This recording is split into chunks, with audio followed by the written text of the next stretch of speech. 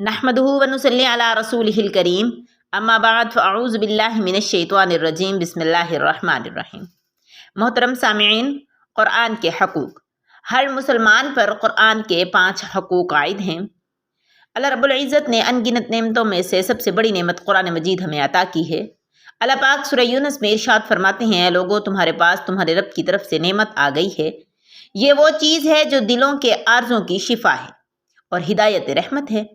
اے نبی فرما دیجئے، اے نبی اکرم صلی اللہ علیہ وسلم فرما دیجئے، یہ اللہ کا فضل اور مہربانی ہے، اس پر لوگوں کو خوشی منانی چاہیے، یہ ان سب چیزوں سے بہتر ہے جو تم لوگ جمع کر رہے ہو۔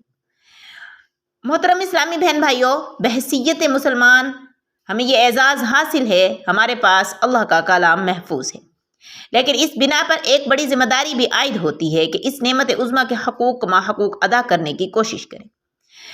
نبی اکرم صلی اللہ علیہ وسلم نے اپنی قوم کو یوں تنبیہ فرمائی کہ اے قرآن والو، قرآن کو بس اپنا تکیہ کلام نہ بنا لو، بلکہ دن اور رات کے اوقات میں اس کی تلاوت کیا کرو۔ جیسا کہ اس کی تلاوت کا حق ہے، اس کو پھیلاؤ اور خوش الحانی سے پڑھا کرو اور اس پر غور و فکر کیا کرو تاکہ تم فلاح پا جاؤ۔ ہر مسلمان پر قرآن مجید کے 5 حقوق عائد ہیں۔ پہلا ہے جی ایمان، دوسرا ہے تلاوت و ترتیل، اور تیسرا ہے تدبیر، چوتھا ہے جی عمل، اور 5واں ہے تبلیغ۔ سب سے پہلے میں ایمان پر روشنی ڈالتی ہوں۔ قرآن مجید کا پہلا حق یہ ہے کہ زبان سے اقرار کیا جائے کہ قرآن کریم اللہ تعالیٰ کا کلام ہے۔ اس اقرار سے انسان دائرہ اسلام میں داخل ہو جاتا ہے، لیکن زبان سے اقرار کرنے کے ساتھ دل سے تصدیق بھی لازم ہے۔ اس سے خود بخود قرآن کی عظمت کا نقش قلب پر قائم ہو جاتا ہے۔ اکثر صحابہ کرام ہفتے میں 1 مرتبہ قرآن مجید ضرور ختم کیا کرتے تھے۔ قرآن کے اس لگاؤ کا سبب یہ تھا کہ انہیں کامل ایمان تھا کہ یہ اللہ کا کلام ہے۔ ایمان کامل انسان کو عمل پر مجبور کر دیتا ہے، جیسے آگ کے جلانے کی صنفت پر کامل ایمان ہمیں آگ سے دور رکھتا ہے۔ اس کی دوسرا حقوق کیا ہے جی؟ تلاوت و ترتیل۔ قرآن مجید کا دوسرا حق اس کی تلاوت اور ترتیل ہے۔ یہ ایک بڑی عبادت ہونے کے ساتھ ایمان کو تازہ رکھنے کا ذریعہ بھی ہے۔ تو کتاب الہی کے اصل قدردانوں کو یہ کیفیت قرآن میں بیان ہوئی ہے۔ جن لوگوں کو ہم نے کتاب کی عطا کی وہ اس کی تلاوت کریں جیسا کہ تلاوت کا حق ہے۔ تیسرا حقوق جو ہے قرآن کا وہ ہے جی تدبیر۔ ماننے اور پڑھنے کے بعد قرآن کا تیسرا حق یہ ہے کہ اسے سمجھا جائے۔ تدبیر کا مطلب ہے سمجھنا۔ ارشاد نبوی ہے کہ اے ابو ذر، اگر صبح اٹھتے ہی قرآن مجید کی 1 آیت سیکھ لے، بما ترجمہ اور اس کا مفہوم جان لے، وہ تیرے لیے 100 رکعت نوافل پڑھنے سے بہتر ہے۔ قرآن مجید کو سمجھے بغیر پڑھنے کا جواز اس لوگوں کے لیے ہے جو پڑھنے لکھنے سے بالکل محروم رہ گئے ہیں اور اب تعلیم حاصل کرنے کی عمر بھی گزر چکی ہے۔ اگر پڑھے لکھے لوگ جنہوں نے تعلیم حاصل کرنے پر زندگی کا بیشتر حصہ صرف کر دیا، وہ اگر قرآن کو بغیر سمجھے پڑھیں تو عین ممکن ہے کہ قرآن کی تحقیر تمسخیر کے مجرم سمجھے جائیں گے۔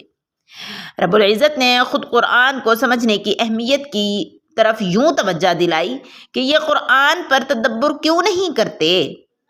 ان کے دلوں پر قفل مطلب تالے پڑے ہوئے ہیں۔ اللہ نے قرآن کو سمجھنے کے لیے آسان بنا دیا ہے۔ سورہ قمر میں 4 بار ارشاد ہوا کہ ہم نے قرآن کو ذکر کرنے کے لیے آسان بنا دیا۔ تو کوئی ہے جو اس سے فائدہ اٹھائے؟ قرآن کا چوتھا حق یہ ہے کہ وہ اس پر عمل کرے۔ قرآن مجید مخص حصول برکت کے لیے نازل نہیں ہوا، بلکہ یہ تمام انسانوں کے لیے رہنمائی ہے۔ اس کا مقصد نزول ایسی صورت میں پورا ہو سکتا ہے کہ لوگ اس پر عمل کریں۔